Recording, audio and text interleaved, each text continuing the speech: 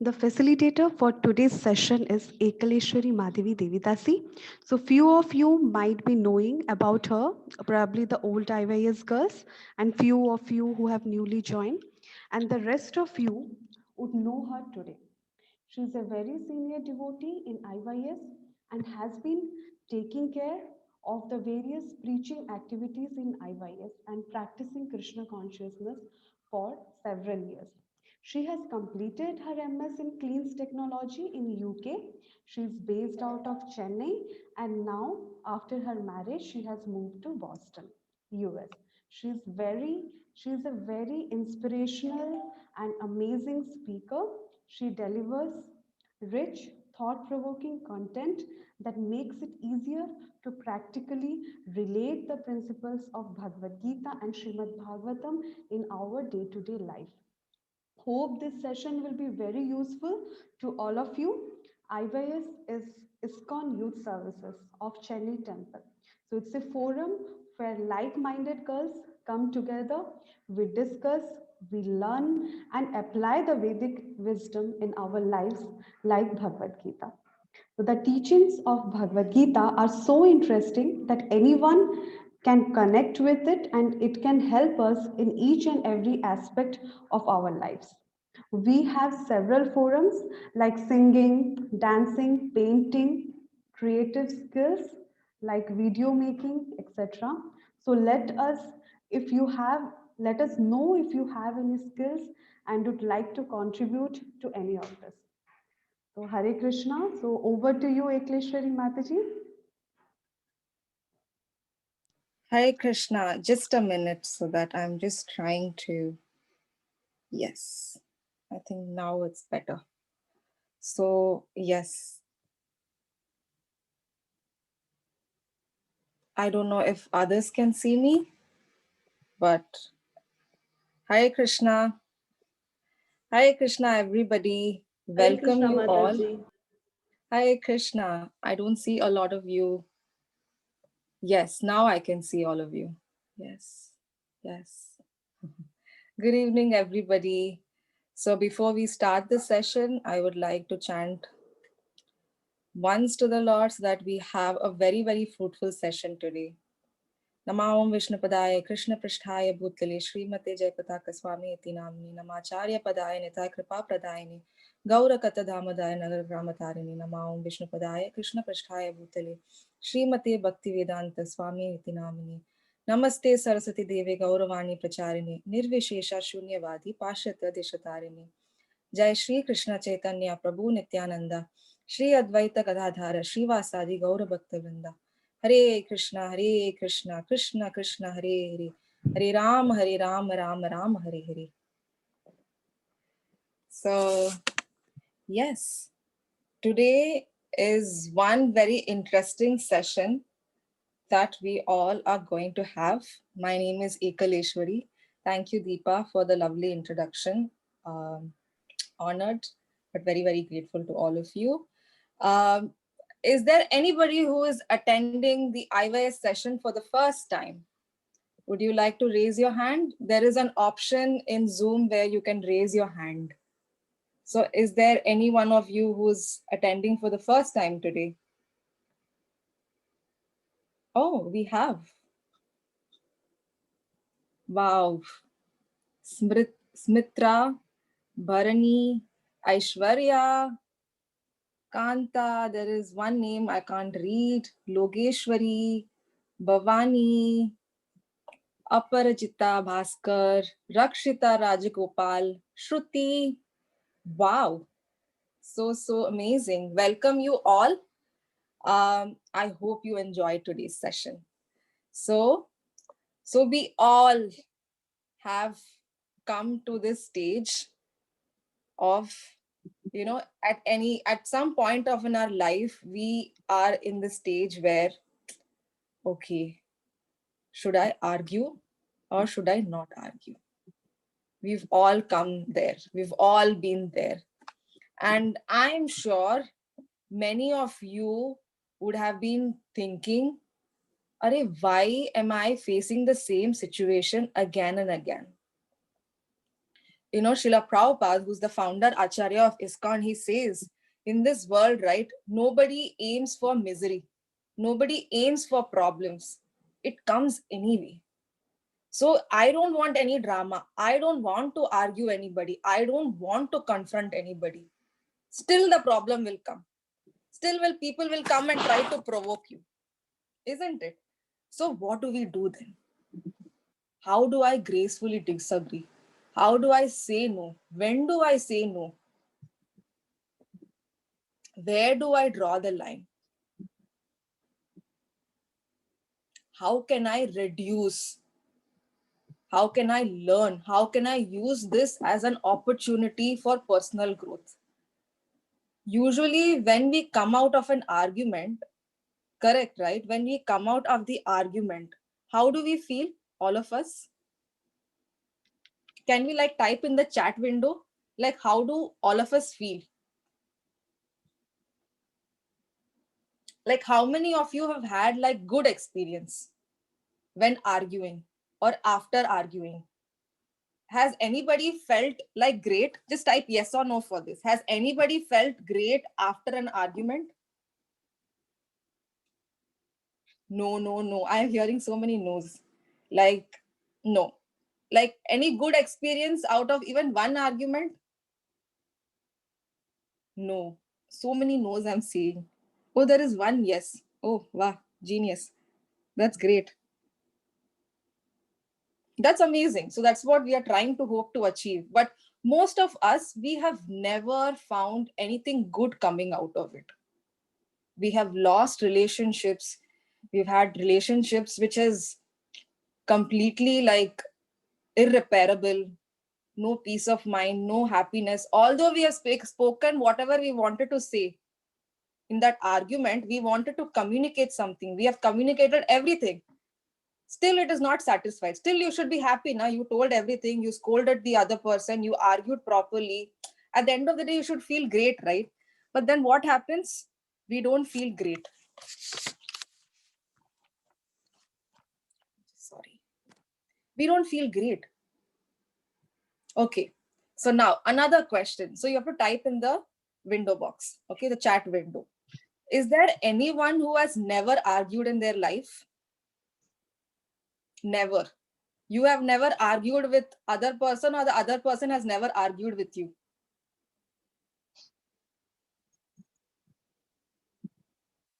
So no, nobody has argued with you also. Nobody has argued with you.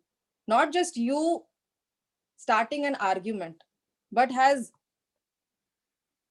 yes, you have argued.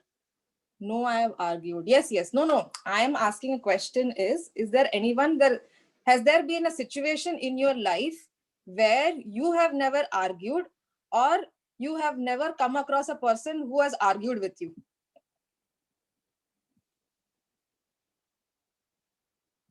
Yeah.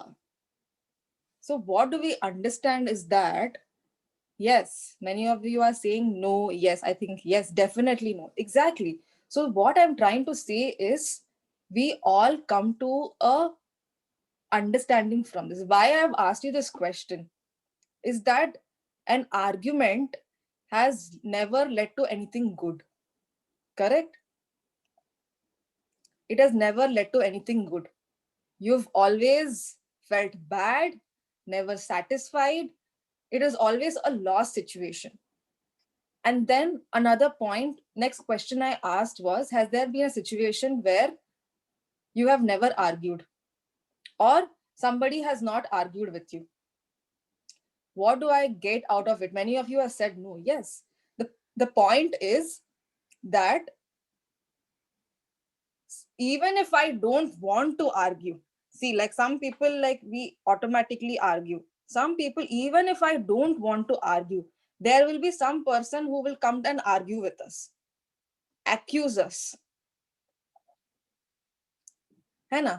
So that is what I'm trying to say, is that even if we don't want, somebody will come and start the argument with us. We don't want, we didn't ask, we didn't even say anything. We are in one corner sitting and doing something else. That person will come and will start arguing. Correct? Yeah. That is the problem. So what do we understand? Understand that we cannot escape quarrel. We cannot escape conflict. In Srimad Bhagavatam, it is said that one of the characteristics of Kali Yuga is the age we are living in. One of the characteristics is that it is an age of quarrel and hypocrisy. Quarrel means what? Fighting. So it is this world and this particular time period that we live in, that Kali Yuga, we cannot escape fights. We cannot escape quarrel. It is not at all possible. Oh God. Imagine, here we are hoping for an ideal world. Oh, one day there will be a time when there would be no problems. But here I am like sort of bursting that bubble for you. No, there always will be conflicts as long as you live in this world. There'll always be problem. As Kali Yuga progresses, people will become, for small things, they'll start fighting with each other. It's not a big thing. For small thing, people will fight each other. And a lot of people will start becoming hypocrites. So that is how it is going to be. So why we say it, why I'm saying is to give you sort of a understanding. 3 understandings we have come to. That this world is going to be like this, it's just going to get worse. So even if I don't want to argue, people are going to argue anyway. So even if I don't look for misery, if I don't plan, if I don't act, if I don't desire for misery, it comes anyway. I can't avoid it. So what I'm saying is we can't avoid arguments. And arguments have never led to anything good. Personal experience, correct? You all have said that. For me also, personal experience is arguing. After an argument, I just feel terrible, angry, miserable. I have wasted a lot of time. Correct? Okay. Great, Mataji. Now what? Yes. Now what you're going to do is, now you think. So what we are going to do is that, are you attracting drama, argumentative people? Now I'm just want you to sort of reflect a little bit. This particular session is sort of a self-reflective session. So here the topic is to argue or not to argue. Meaning you as an individual, you are put in a situation. It is not about the other person. Now it is just about you.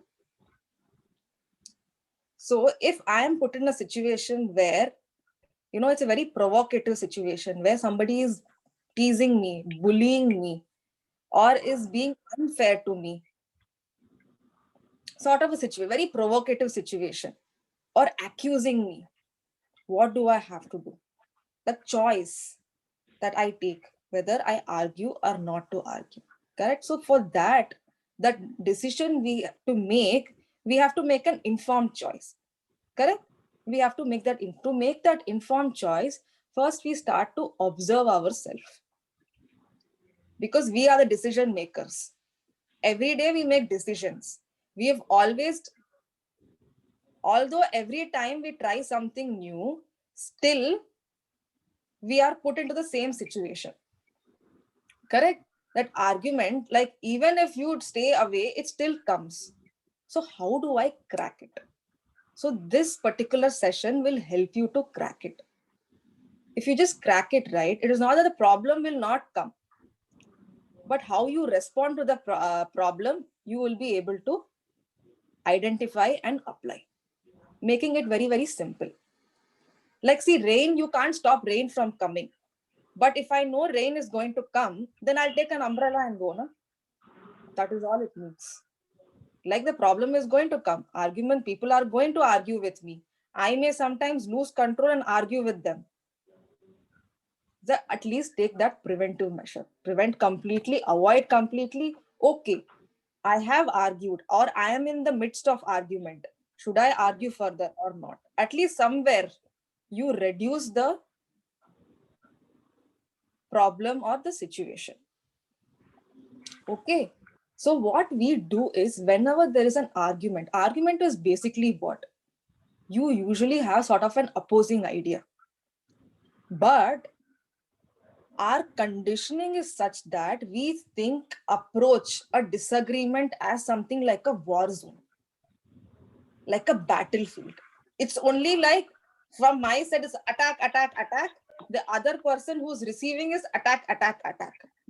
Where that happens? It happens only in a war place, correct? Where both sides are only attacking, attacking, and attacking.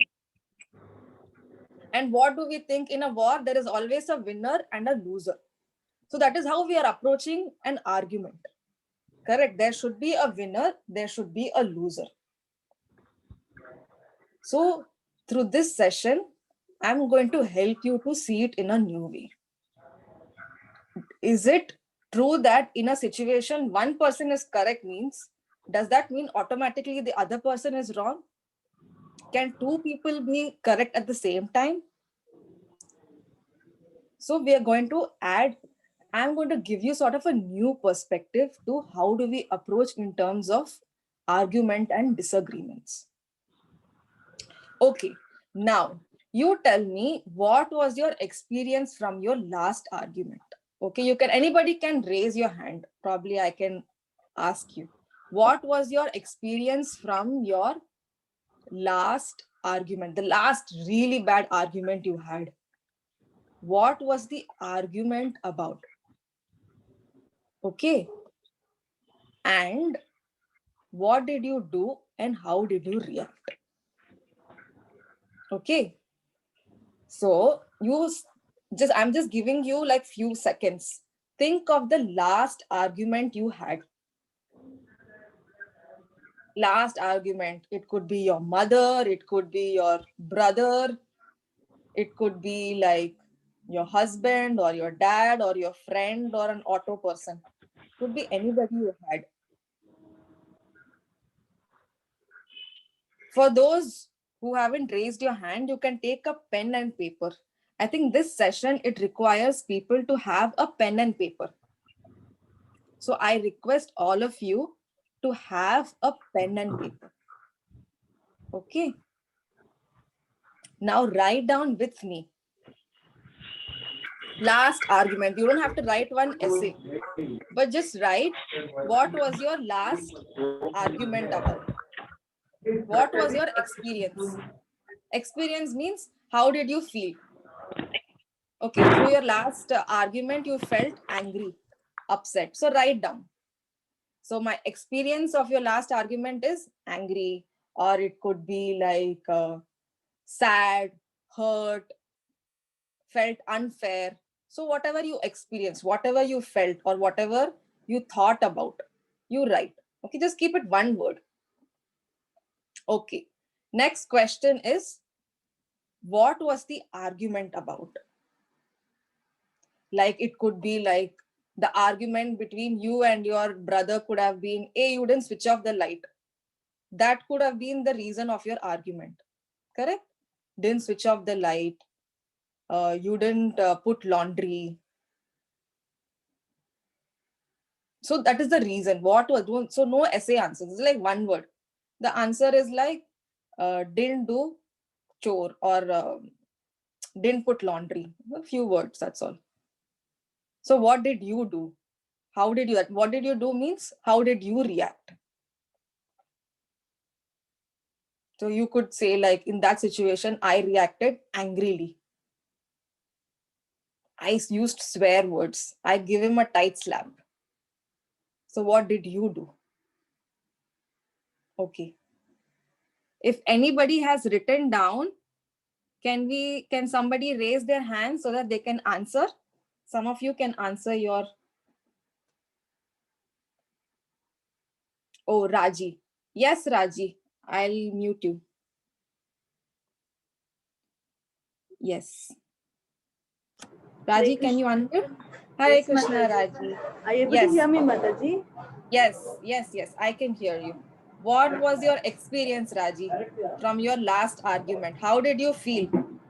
My last argument, I felt very tense and I fought for because it was for my academics, because we had a tight plan after education. Actually, I'm doing undergraduation. After this, Mm-hmm. I'm planning to go for higher studies.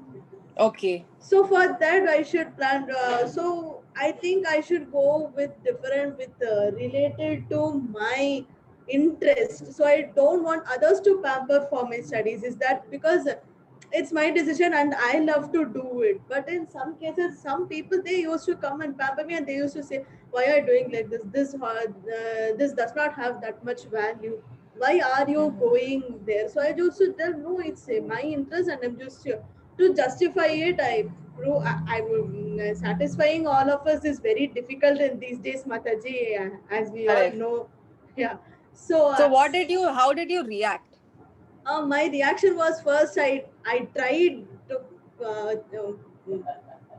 handle them calmly by chanting the holy names, because I used it, because I would used to, yeah, okay, first we should be calm, I should. But at one stage I would lose my temper. But when we are trying to justify it, they are not able to understand me, sir, how does it go, Mataji? We would be Correct. starting in a calm manner, but it goes, and I used to yell and shout, and Yeah. So and you at the sort end, of yelled, you were upset, you were angry.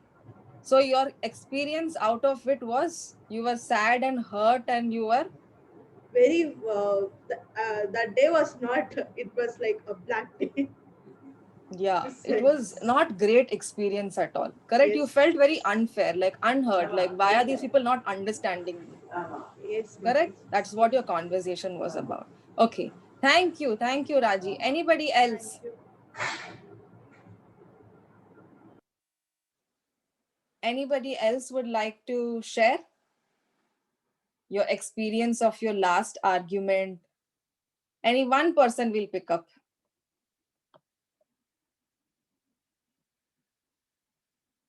Yes, Veeraswati.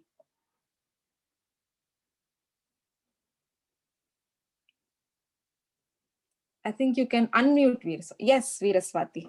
Yeah. Hare Hi, Krishna. Hare Krishna Mataji. Yeah, Yes, yes. Mataji. Last time, last argument was with my husband, Mataji. It's related Mm, to, we recently bought one new house, and related to mm, that, and all, we had one argument.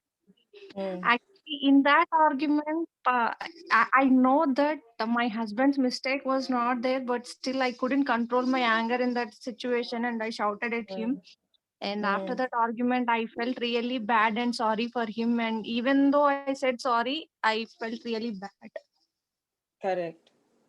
So I'm sure, thank you very much, Veeraswati, for sharing with us. It's so nice of you to do that because together in this room or in this online program, we are trying to learn. Some of you have not answered. So in your paper, in your notebook, where you have written down, you know, right? So for all of us, the experience have not been great. The argument is something all of you would have felt like you didn't win. See, there was a situation where Raji was like trying to convince her friends and family of her decision. She was not happy, although she convinced. It was sort of not her mistake, sort of. Correct? That's why she feels it unfair. And there is Veeraswati. She rectified her mistake. She apologized to her husband. Still, that experience was not great. So what we are going to do, like some of them are saying, like most of them, when I've discussed about or when I've personal reflection, I can say sometimes, although we know it's wrong, we still sort of, we can't have that restraint. We can't have that control. We sort of let go. We continue to argue, although we know it's wrong. Correct? That is why we have that same pattern. So there is something called pattern. There is sort of a behavioral pattern that we have to, like a microscope, that we sort of observe. See, imagine two people are fighting. Correct? You will see things very as it is. Oh, this person is talking too much. That is why this person is upset. Correct? But sometimes we need that sort of intelligence and sort of way of looking at others, you should look within also, look little deeper also, so that we identify that patterns that we have, we observe, we review that pattern. Okay, we observe that pattern, we review, where am I going wrong, what can I do, you learn about it, and then you apply. So during this session, towards the end where we discuss a little deep, I will give you a set of solutions. So what you can do, you first identify that pattern, review, and then you learn and you apply. After you apply the solution, it may work. For example, if it doesn't work, again come back, review the problem, review that particular incident. What happened? What did I do? What could I have done? Learn from that problem, learn from that situation, or learn from that incident. Now, see how can you avoid it? How can you avoid it? By applying some solutions. Again, see what the outcome is. Okay, a problem is solved. The next time when provoking situation happened, I didn't do anything. I was happy. The outcome is happiness. That is all we want. Nobody wants drama. Nobody wants to feel unhappy. So that's the outcome. That's the outcome I want. Did I achieve it? No. Then again review. So it's like a cycle that we have to keep doing. For that to do, first we have to identify our patterns. Correct? We have to identify our patterns. So usually, what do you do? Oh, some of you have typed. I'm just seeing the messages in the chat window. Yes. So usually what happens is, during an argument, during an argument, what do you think? Your cognizance of you, your assessment of yourself, what do you think you usually do during an argument? So right now, I am only focusing on myself. This is assessing my behavioral pattern. Okay. So an argument happens, or you pick up an argument. Why do you argue? Supraja is telling, we always think we are right. Somebody is, okay, Priya is telling out of anger. Correct? To prove my point. So what are the reasons why you argue? And why do you continue to argue? So proving our point. Any other point do we have? Why do you argue? Our basic conditioning. I feel my point is right. I can't control myself to make them understand. Okay. Anything else? Despite past experience, we think argument will bring happiness. Wonderful points, Neha. Okay. Then what else is there? Out of frustration, somebody is like, because I didn't do mistake. To help the other person, Nivedita is telling, Apsara is telling, we feel arguments have a peaceful and happy end. To make things clear. What Sindhu means, like, is it correct that you want to communicate? Okay. Priya is telling, if we suppress, then we won't feel good. Correct. If we don't talk sometime wrong statements are considered right. Okay. Yeah. People will misunderstand us. Express our emotion, Veeraswati is telling. Okay. Now, I have sort of compiled the list of common mistakes we do. I will say like the behavioral patterns. Now you see that whether you do. Now I have just listed out around, I think 11. It could be more. Some may not be here. You may be unique. Some of you may have all of the above. Some of you may have 4, 5. It is not about how many I have, how many the other person has. This is your self-assessment. Okay, you are responsible for your life. You have a choice. You can get out of it. There are certain things in our control. That control is the choice. How do I react? How do I respond? That is in our control. How the other person is thinking, what the other person is thinking, what the other person is speaking or doing is not in my control. What is in my control is my thought, word, and action. So that is why this session, we are going to focus more on ourselves. Okay.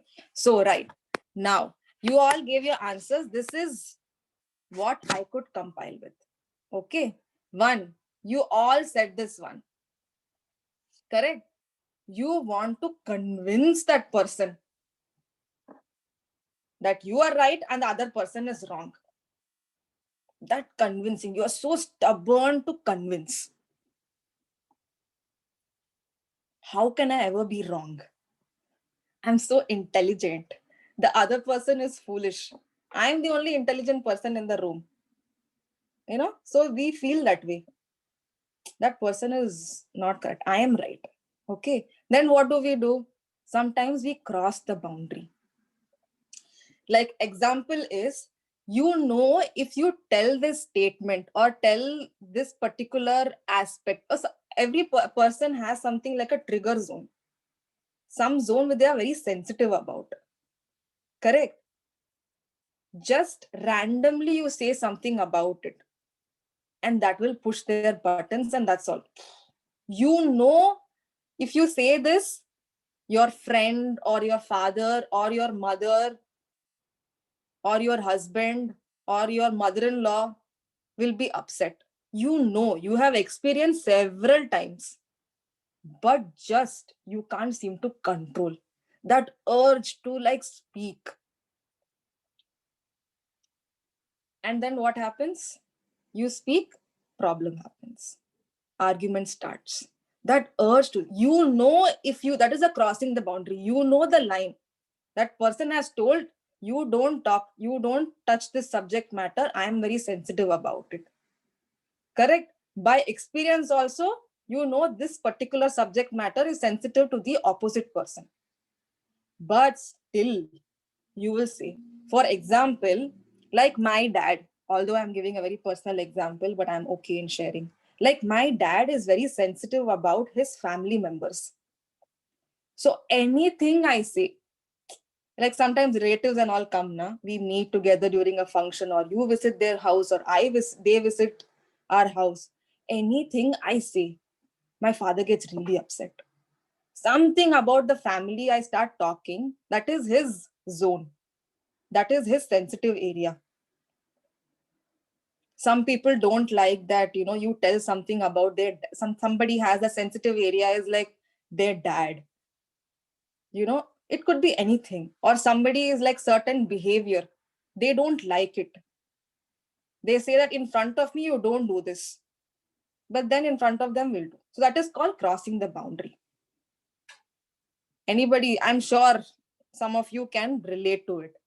Then what do you do during when we are arguing? We start either like swearing, you start bullying that person, forcing that person, start saying such unparliamentary words they say. Like when the same words are spoken to you, you feel hurt. But very easily you say that about the other person. And what do you do when you are arguing? What does one do? You start judging that person. Look how she is thinking. Look how she is speaking. Very selfish lady. Very selfish person. Oh, such a narcissist. So while you do, you also judge the person. Correct? Don't we do this? We judge. Such cruel people. Such characterless people. Correct? No? That person is so characterless. No morals, no values. We say that.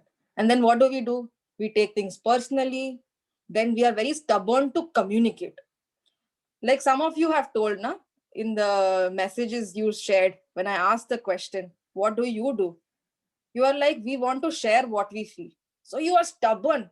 Whether that person wants to hear or not, you don't care. Whatever is there in me, I want to let it out. Because if I keep it inside me, problem is mine, na? I'll have to face it. So you're stubborn to communicate. So what happens? All this leads to argument, or it just escalates an easily solvable argument into something else. Then you have absolutely no empathy.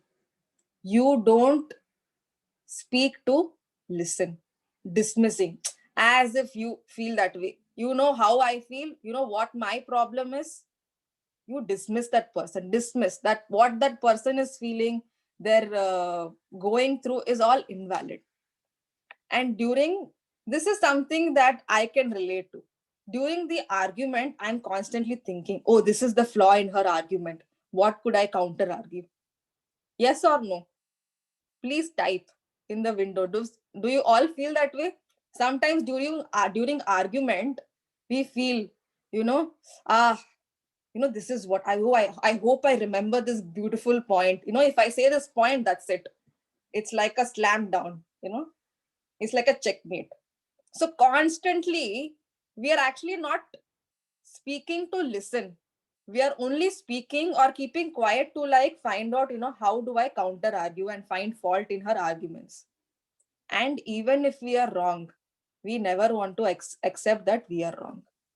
That could also lead to arguments. You are so stubborn that, okay, what if this person does not respect me? If I accept the wrong, what if this person does not respect me? Then even if facts are there in front of you, evidence is there in front of you, you don't want to accept it because you feel that whatever you are saying is right, the other person cannot be right. And you are stubborn to change the other person.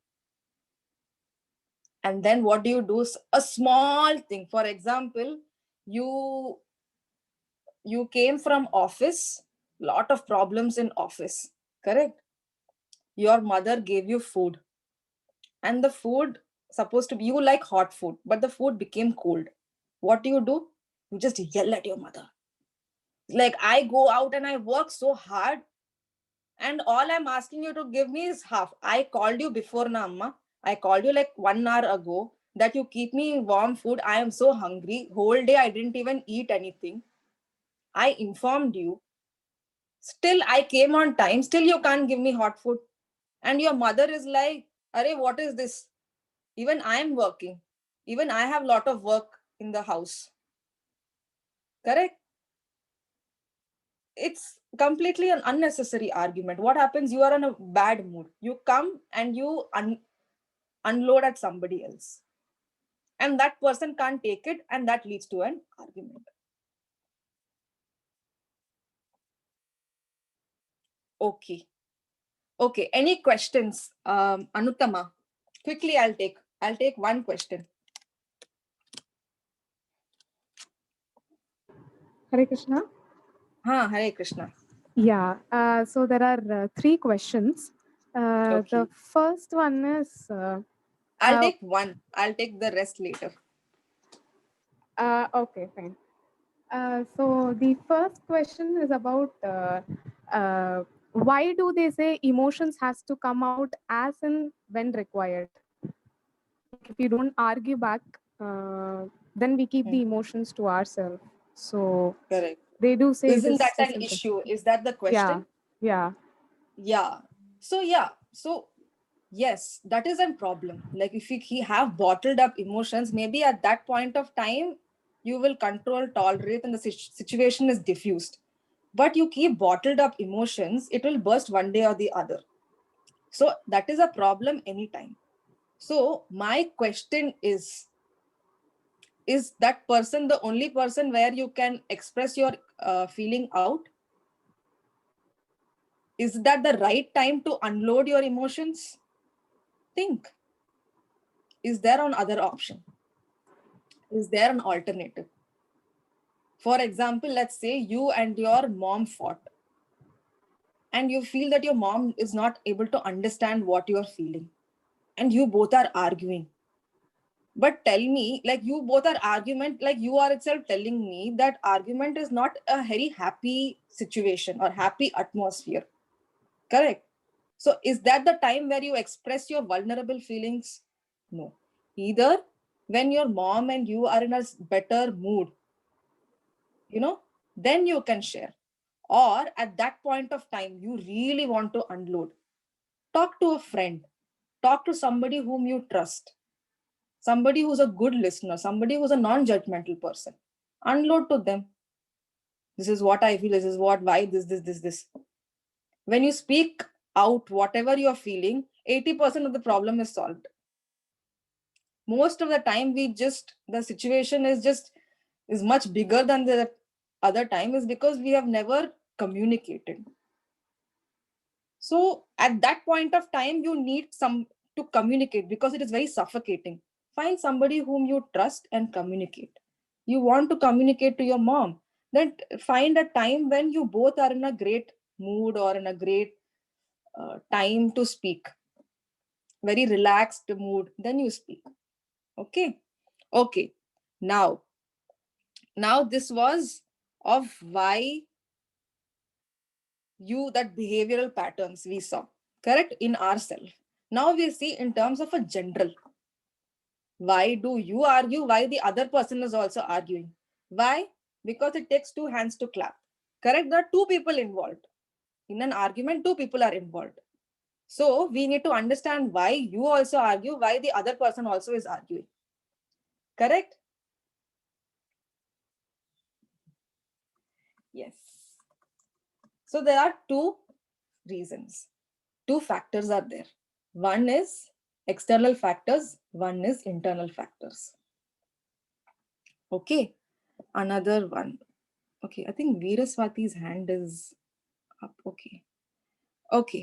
So external factors is body language. Sometimes the reason why one starts arguing, this is a general idea also I am giving, so that we understand why you argue and why the other person argues. Okay. Sometimes body language. Like, for example, somebody they use their hands and argue, or they speak. How dare you do this? How can you, they'll say. And that irks you. That sort of pisses you. You say them, hello, don't use your hands and don't show your fingers and speak to me. Correct? That could lead to an argument.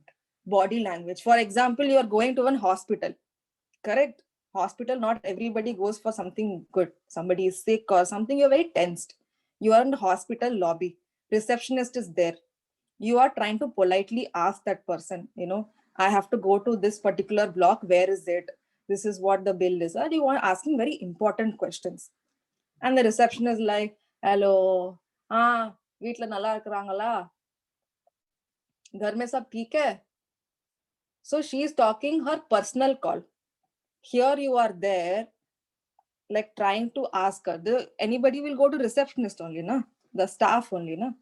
And she is completely like telling you, wait, na? Everybody is waiting. Can't you see?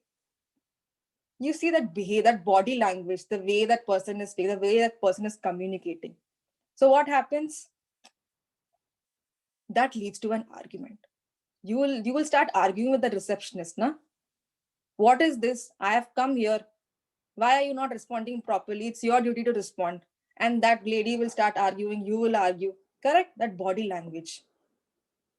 Then tone of voice. Although that person is talking, what the content is nothing wrong, but the way, that tone in which that person speaks, that will lead to an argument. Correct? Or your tone of voice. Your tone, like for example, my tone, even if I'm speaking like normally, it is like as if I'm waiting to fight with them. That's what people tell, that my voice is very loud. Some people are very sweet, soft voice. Like my voice is very loud. So I often get misunderstood for what I am saying. People think I'm fighting with them, and I'm telling, no, this is how I normally talk. So I have been in such unnecessary drama for me for no reason, but just my tone of voice. People get upset and they'll argue with you. Correct? And sometimes usage of words. Like for example, sometimes it would be very, very subtle, very accusatory. They'll be like, as if you want to do this. Chumma, you don't tell. Or like they will do an attack like, oh, Amy didn't study. Ekalesvari didn't study. Oh, Supraja didn't study. Yeah, you don't this. You have never done this. You understood the way that usage of words is, you always never do. When have you ever done in life? When have you ever come early? So you use the word always. So, but if you see evidence, correct, the other person also will use, you never do. That never is like something like ever exists. Like you never do. You always. You are always like this with me.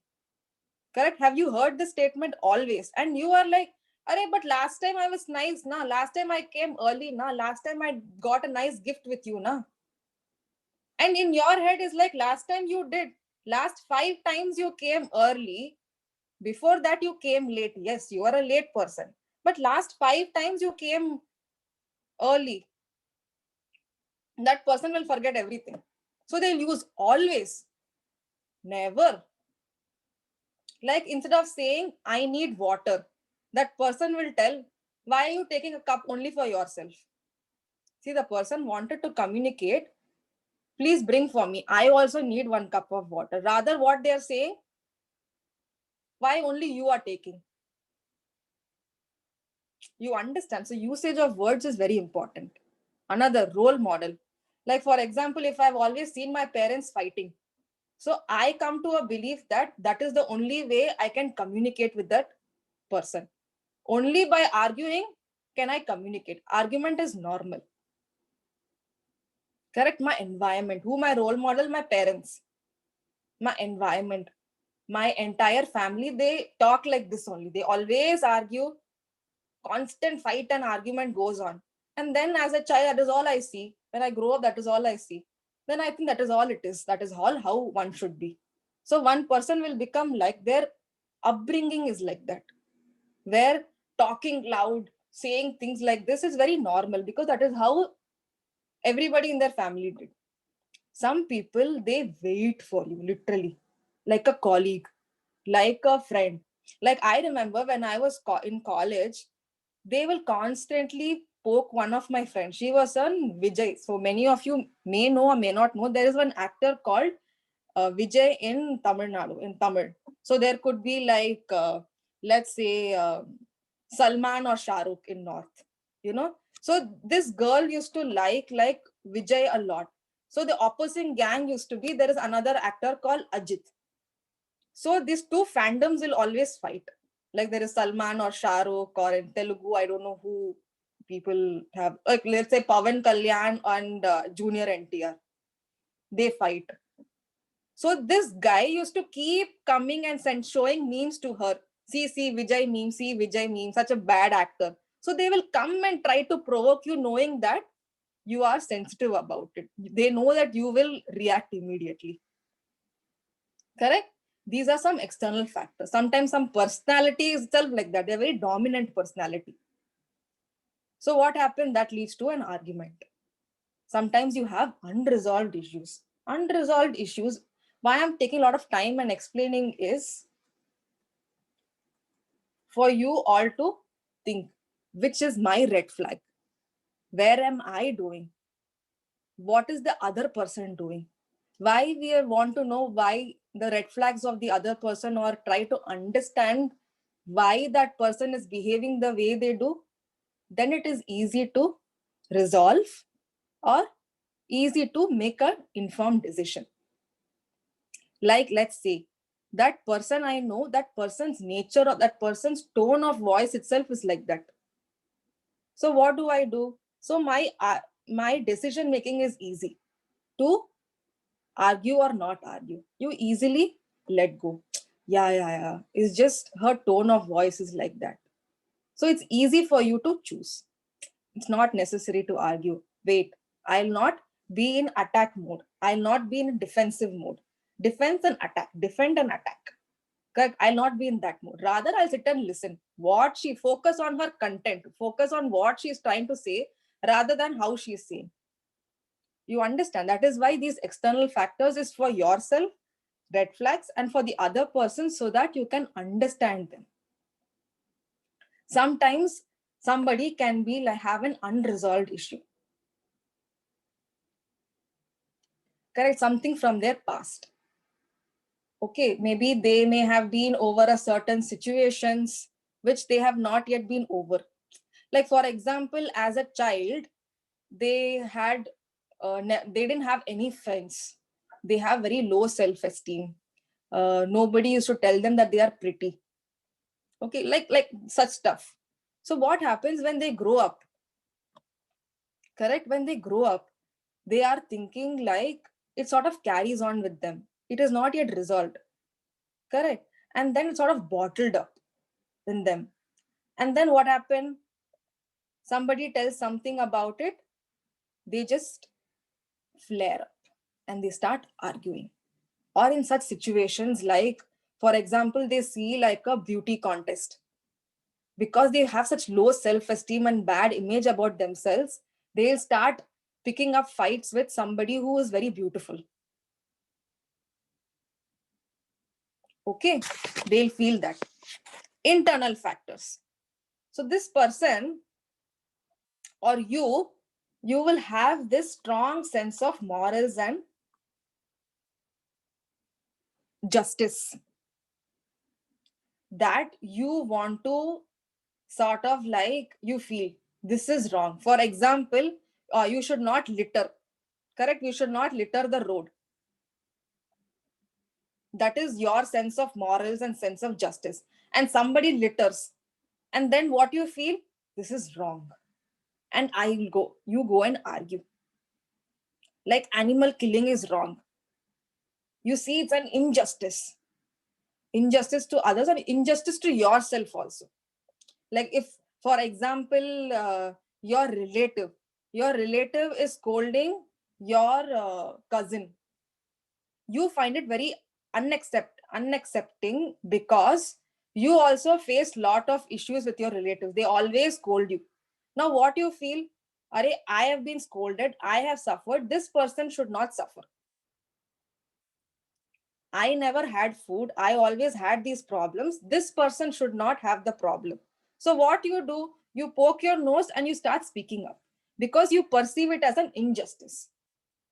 They are doing wrong. They are doing wrong to me. They're doing wrong to that person. And I have to correct it because a similar situation has happened to me. That could be a perceived injustice. Okay. Sometimes you are hurt. Correct? You are hurt. That is why you pick up arguments or that person is arguing. So it is both ways. And you are scared. Like for example, you have an exam fear. Okay. I'm giving you a crude example. Like I'm sure there would be like one girl. Let's take an example of a girl. She's very scared. You have to write an exam. I'm so scared. I didn't prepare. Then her friend will say, yeah. This is how you will say. And you will write the exam and you will score. You will pass. Chumma, you don't tell. So that person is dismissing her. Correct? And provoking her. And she's like, no, I swear I didn't study yesterday. There was no current in my house. And my father was very ill and I had to take care of him. So I couldn't study at all.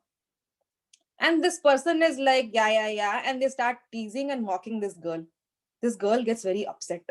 And she starts arguing. Who are you to tell me how? Like, I know what happened to me. Okay, you shut up. And that person is like, hey, you too much up another D. And they will start arguing. Fight will continue. You understand that person is scared of exams. And this person is using that to argue. Correct? Or for example, I copied the exam and I'm very scared that my professor sort of found out. And my friend is telling, don't worry, it won't happen. I get upset. How do you know? You are not the only person you are not the person who got caught. I am one caught. You don't give me advice. And that guy will be like, Arey, I'm just telling you to relax only na. What relax? You understand, I'm so scared. And that leads to an argument. I feel very undervalued. Sometimes I'm in a very bad mood, which I have explained, we saw also, right? Sometimes I have huge ego. I don't want to accept I'm wrong. Sometimes I'm jealous of the other person, or the other person is jealous of me. The other person has a huge ego. we spoke about suppressed feelings. Correct? Sometimes we suppress it so much.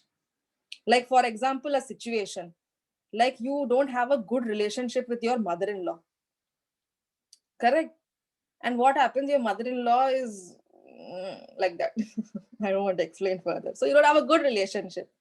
Now, if you tell your husband, it will create more problems. He will come into the picture and the problem will become bigger. So what happens? You keep suppressing it. There is no one to talk to. Then what you do? It starts showing in your behavior.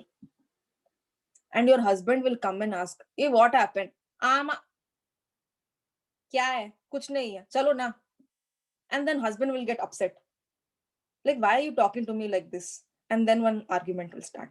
So what happens? The suppressed feelings open up somewhere. Sometimes you have different ideology and beliefs. Like you may believe in God. Some guy may not believe in God at all. That atheist guy will come and constantly mock you and come and I don't know what his problem is. He'll keep coming and telling you that, oh, you people are sentimental, you are dumb, you are fool, you God people and all is like Sanghi, BJP, all that they will tell. They'll make fun of you. They will constantly ask you to debate with them. Come debate with me, come debate with me. And when you put forward your points, they're not even willing to listen. They'll call you sentimental. They use it as an opportunity to make fun of you and they'll feel better. Correct? And then you get upset and you start arguing back with them because you identify that behavior. Sometimes a person is completely ignorant. Like you tell them, the argument will be like, the earth is round. Another person is like, no, it's flat. You understand? Evidence is there right in front of them. Still, they are like, no. What I'm saying is correct. Correct? You assume. You start judging the people. Correct? So these are all some of the internal factors. One of the main internal factors is generalization. I'll quickly tell that. Generalization is, for example, like I was giving, that your boyfriend is, for example, you not boyfriend, I'll say like you, okay, let's use a partner example only. So for example, you and your boyfriend is there, okay? He is always late and you hate people who are late. Okay, so you are planning to go out somewhere for some important thing you're supposed to go and you are waiting. Your boyfriend or your partner, your husband or your friend, it could be anybody, they come late. You are hurt, you are annoyed. Okay, and you start yelling at that person.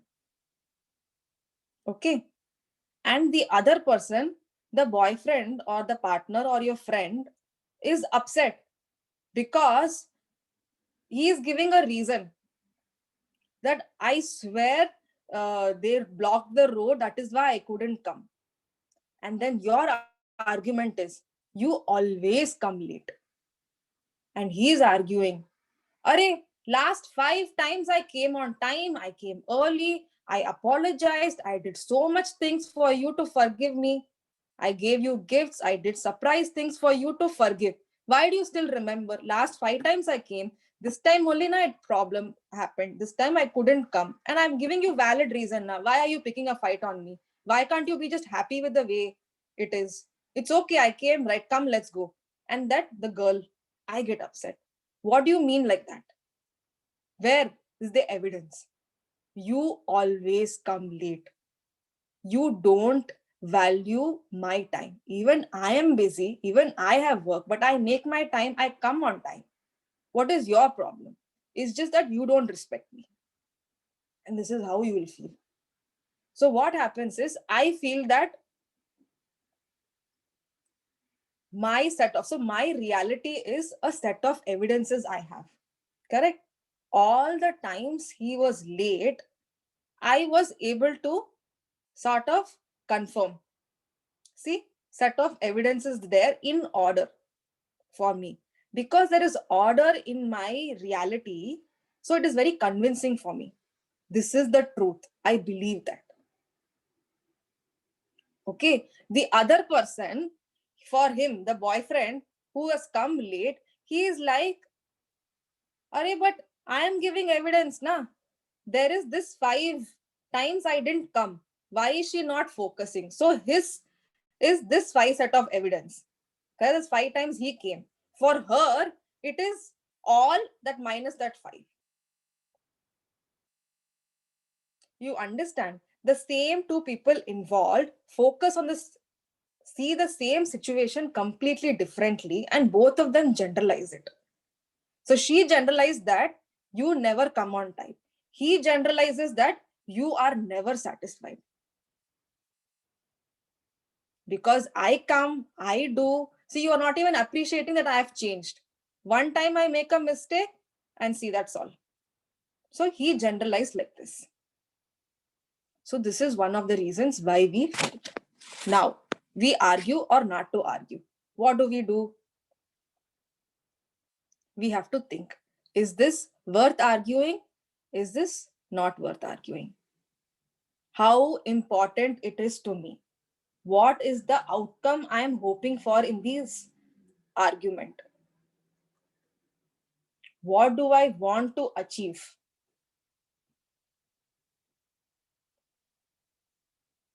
So we have to ask such questions to ourselves. Do I have to respond now? Can I respond later? Correct? So what do? You go on a lookout. The lookout is, sort of that review, learn, and you apply. So you sort of ask, this red flags that I've listed, is it there in me or the other person? So you have a lookout. Okay, observe. Okay, I am not in a good mood. So let me stay away from the situation because it will only aggravate it. Or I am that person is a fanatic person. He's a narcissist. He will not accept, very egoistic person. So like that. Or this person is emotional. Right now, she is only hurt. So all I have to do is just acknowledge that hurt. Then the problem is solved. So easily if you find out the red flags in that person and yourself, it's easy to make an informed choice. To argue further, if I have to argue, where do I have to stop? How much will I argue? All that decision you can be taken. So from scriptures we will see. So Krishna is there. Okay, Lord Krishna is there and Arjuna is there. So Arjuna was in a conflict situation. So like us, he was in a conflict situation, like to fight or not to fight. Correct? Arjuna asked Krishna, Krishna, you go front to show me who is in the opposite side, opposite army, and my army I want to see. When he saw that, he got really scared. He got really tensed, and he started blurting out and arguing with Krishna.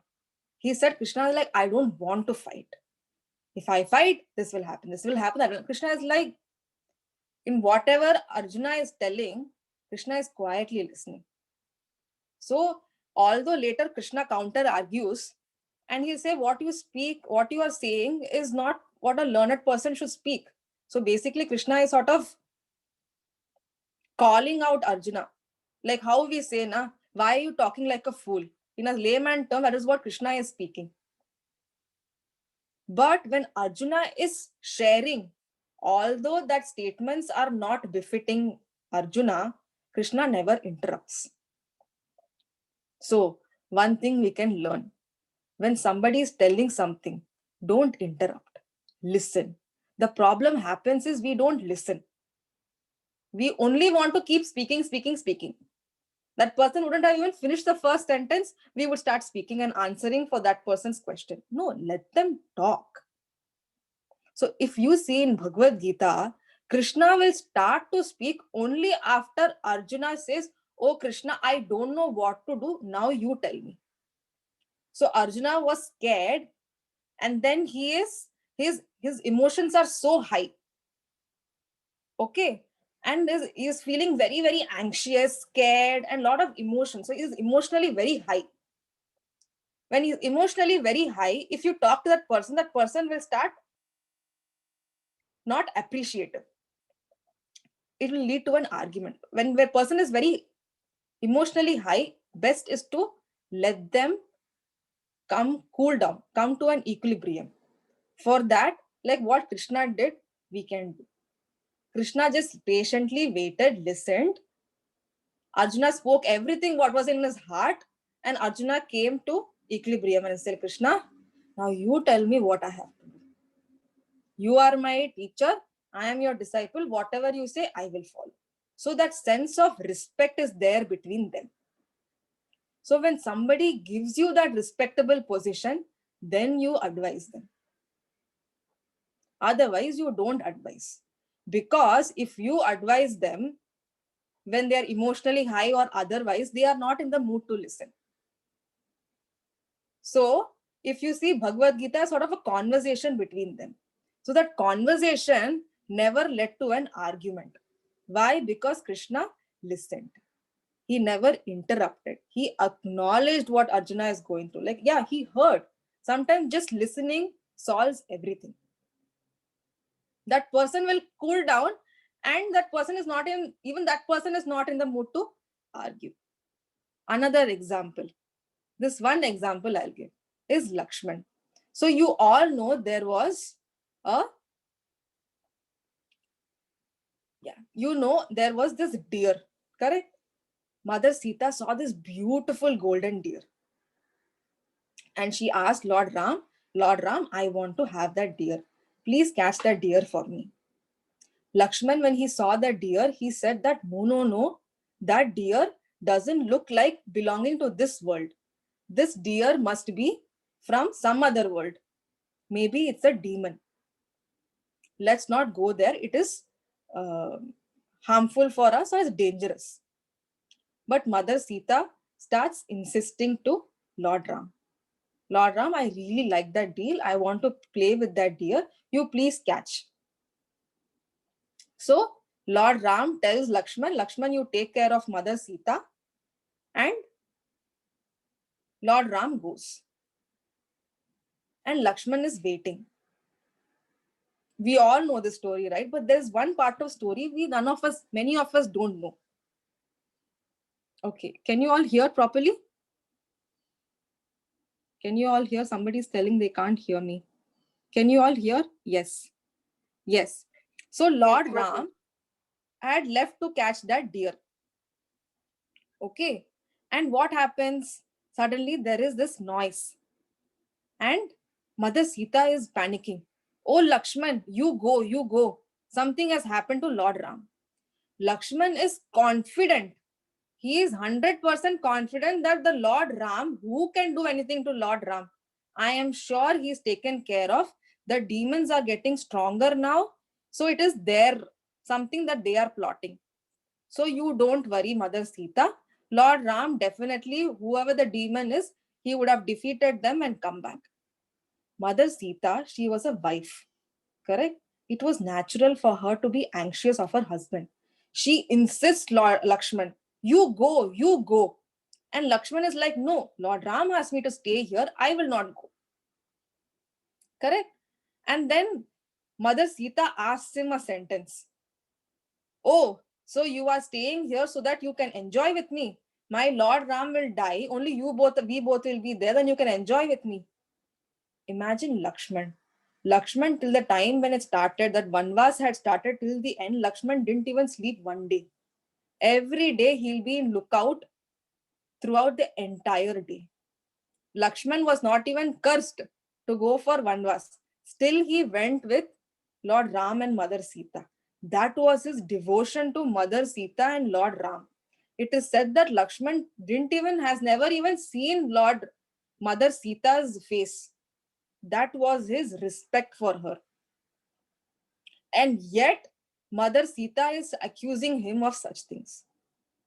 What does Lakshman do? He hears this and then he never reacts. He never judges Mother Sita. He draws the Lakshman Rekha and he goes.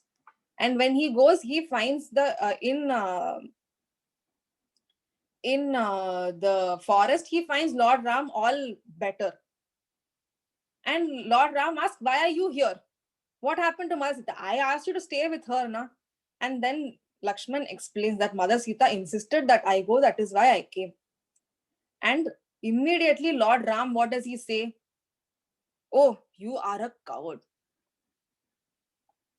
He says this. So imagine, what did Lakshman do wrong here? His lovable, devoted, lovable, the love of his life, the worshipable lords, both of them are accusing of something so horrible and something he didn't do any mistake. Now, did Lakshman do any mistake? No. But how did Lakshman respond? Lakshman never reacted. Lakshman responded. He took a step away and then he saw that, see, Lord Ram and Mother Sita has done so much for me. They really love me. It is just one incident. So much they have done for me. There's just one incident. They have given me 10 good things and there's one bad thing. It's okay. He let go. Now, is Mother Sita wrong in the situation for sending Lakshman? No, as a wife, she is very, very afraid of her husband's well-being.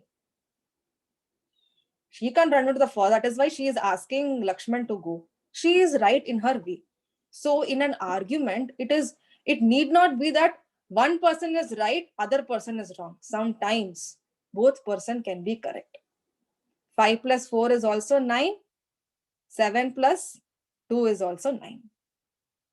Sometimes two things are also equals the same thing. Okay, I'll skip because I think we are getting late. So how do I resolve? Be detached. I am giving advice. Krishna says to Arjuna after explaining the entire Bhagavad Gita, he says, Yat ichhasi tat kuru. Now Arjuna, I have told you everything that you need to know. You think about it and you decide what to do. So look at the Lord of the universe. Lord Krishna itself is like not attached to the advice he is giving. Sometimes we are attached to the advice that we give. Correct? Oh, look at this person. I spent so much time and advised and this person is not even following. Sometimes we have to be detached. So when argument, you put forward. You say what you want to say. Nicely, assertively. That is assertively communicate. You say it assertively. See, I don't like the way you are behaving. You say it and move on. Don't be like, hold on to it. Why that person is not understanding? Why this person is... No, you don't have to think like that. Say and just go. Like, why are you thinking so much?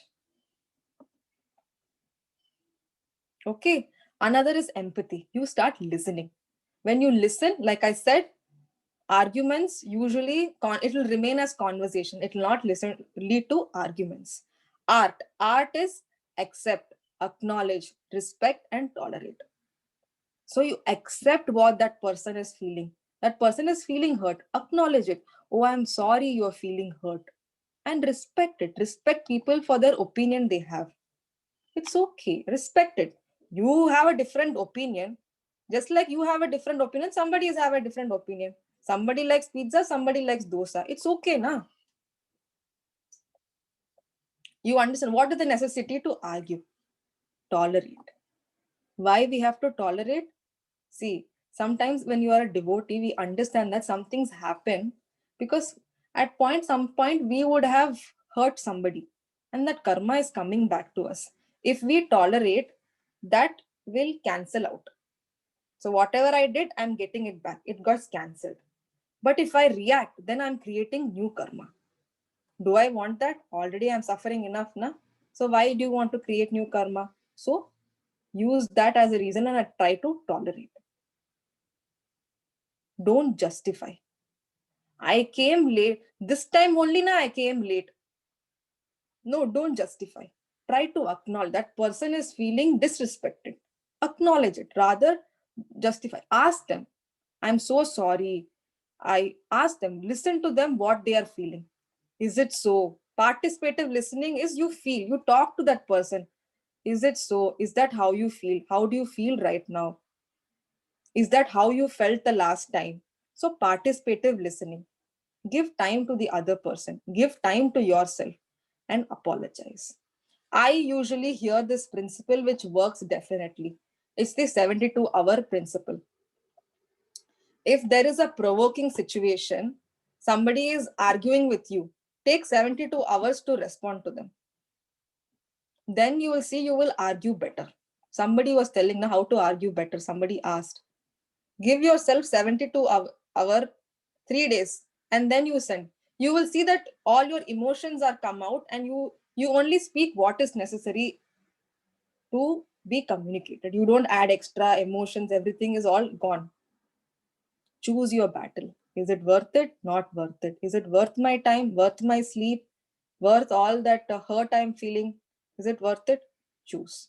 Sometimes good sleep, exercise, yoga, healthy diet, journaling, all that helps. Seek guidance whom you have faith and can help you. Okay.